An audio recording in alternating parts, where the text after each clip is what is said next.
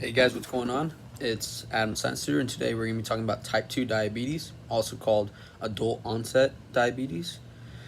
So, this form of diabetes is going to be largely due to diet and lifestyle. So, we don't have to be, we don't need to have this. And the big portion of Americans have this, are about 10% of the population, and about 95% of all diabetic diagnoses are type 2 diabetes, is because of this lifestyle.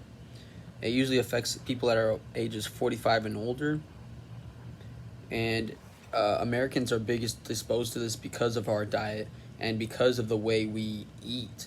The Hispanic community in large is going to be mostly diagnosed with this form of diabetes because of their lifestyle and because of their diet. So their diet is enriched in and heavy in carbs and in fats. So type 2 diabetes is a downregulation of insulin receptors. And I know this may be confusing at first, but we're going to talk about this in a bit.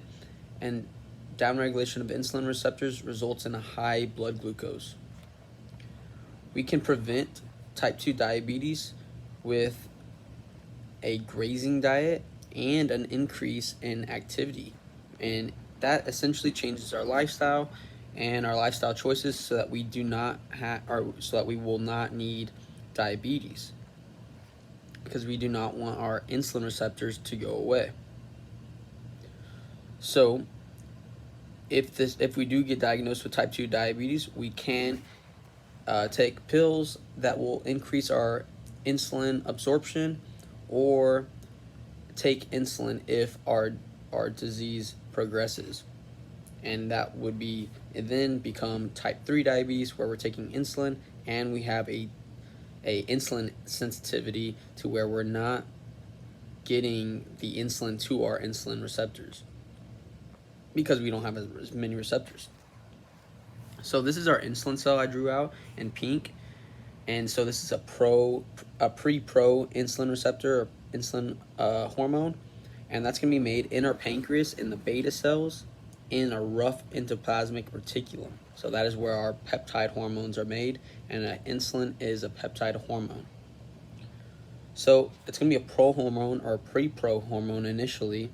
Before we're going to cut, it's going to be pre-pro before we cut one portion or cleave the amino acid at the top and cleave the amino acid at the bottom, where we're going to make a C peptide, an A peptide, and a B peptide. The A peptide and B peptide are held onto by our disulfide bonds, which is from our disulfide bonds from our proteins.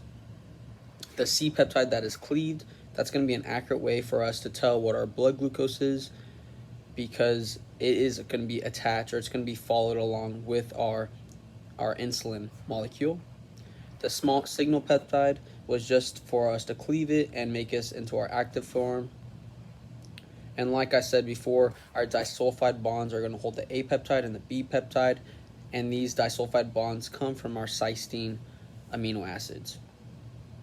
So cool. This is going to go into our, let me hold it back there. It's going to go straight into our blood, where it's going to find where it needs to go for our energy, and depending on what we're eating, if we're eating proteins, fatty acids, or glucose, that's going to form where we're going to go. Glucose will go primarily to all sorts of places, so it's going to go proteins or our muscles for energy. It may go to our liver for glucagon creation, or our fatty acids to make triglycerides. So our active form of insulin is going to go to our insulin receptor, which are going to be found on our muscles and our fats and our livers. And after eating, we're going to have a spike of glucose in the blood, and that's going to be, our body's going to react making insulin so that we can do something with these glucose. These glucose are shown in blue here, and then we're going to also have these glucose transporters. Our insulin receptor is going to open up these glucose transporters so that our glucose can flow into our muscle cells, or our liver cells, or our fatty cells. And that's so we can store energy in the form of glucose, or so that we can utilize and use this glucose. Cells such as the brain are insulin independent. Therefore, they don't need these glucose transporters because they can use, or they don't need the insulin receptors because they can use the glucose automatically. So in a muscle cell, we're going to have protein creation or energy or glucagon creation. These insulins are going to then go bind to multiple glucose or insulin receptors on the cell, and the insulin receptors are going to signal or have a secondary signal to the GLUT4 transporters to allow us to use these. They're going to allow us to use these glucose. So it gets glucose out of the blood, and we're going to be able to now use these glucose molecules for storage, so storage in the form of glucagon, energy, or growth in the form of protein, triglycerides, so if we're going to get more fat, etc. So how do we get a down regulation? So to get these insulin receptors off, we're going to use a form of transportation called endocytosis. Endocytosis means our cell's going to engulf these insulin receptors along with these insulin to get the insulin off. But it gets bad when our body is continually having a rise of insulin. So if we're eating a whole bunch of carbs, so we need a lot of insulin, we're going to get type 2 diabetes because we're going to have a down regulation of these receptors.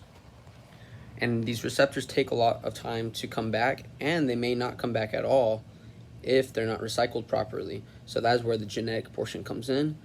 But we can alleviate our body from this by not using our insulin receptors.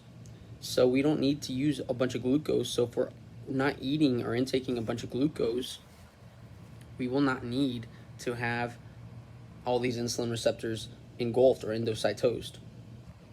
So as you see here, as I just drew, our red molecule or endocytosis, our membrane, just endocytosed our insulin receptor and our insulin, because maybe our body does not need that insulin anymore. We don't need the glucose uptake anymore.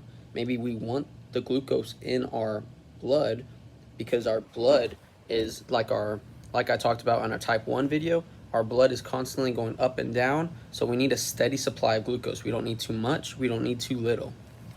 Right now we have too much glucose in the blood, and if we had less insulin receptors, meaning our insulin cannot bind as much, as you see here, we do not have our receptors, but we have a lot of insulin in the blood, well, our glucose is going to be heavily in our blood, spiking our blood sugar, thus making us a type 2 diabetic.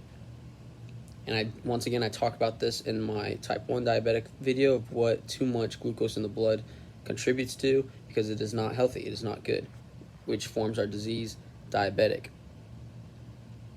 So in type 2 diabetes, our individual is not active. So we have a lot of triglyceride buildup, a lot of fat usually built up, or a lot of glucagon built up in the liver, and we're going to continue eating more glucose. So that's a man eating a donut.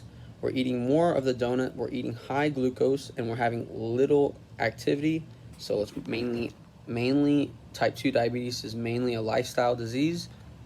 So we're eating a large supply of glucose, and we're having little exercise, so we're not burning this glucose in the blood and in the form of energy, and we're going to have a down regulation of our insulin receptors. So it's not that our pancreas is not producing our insulin like you would see or getting attacked by our own autoimmune disorder. It's not getting attacked by our own cells like you would see in a type 1 diabetic. It's actually just being down regulated. We don't have receptors for our insulin being created. So a solution to this is for us to eat healthy, using a grazing diet where we're eating small meals 5 times a day and have exercise, so that we upregulate our insulin receptors, and so that we can lose potentially a lot of the weight and lose a lot of the glucose in our blood. If we don't have glucose or as much glucose in the blood, we will not need as much insulin in the blood, and we will not need as many receptors. So type 3 diabetes is where a type 2 diabetic refuses to do the grazing technique and refuses to change their lifestyle. Therefore, they're going to need a lot more insulin in their body, so they'll inject insulin like a type 1 diabetic would. And on top of that, they also don't have receptors, so the insulin is not going to be as good. So we're going to dump more insulin to cover, or to allow them to essentially overwork that receptor, making it harder and more difficult for our body to work. So type 3 diabetic is by far the worst because we have less receptors. And still, if the diet doesn't change, or if the lifestyle doesn't change, we're going to increase the odds that our receptors are going to be less and less, and increase our insulin sensitivity, which is not good. So thank you guys for watching. Hope that made sense. Check out the type 1 diabetic video, because that's going to be talking about more the downfalls of not having insulin or having too much glucagon, because it's always a constant supply of glucose in the blood. Thanks y'all for watching.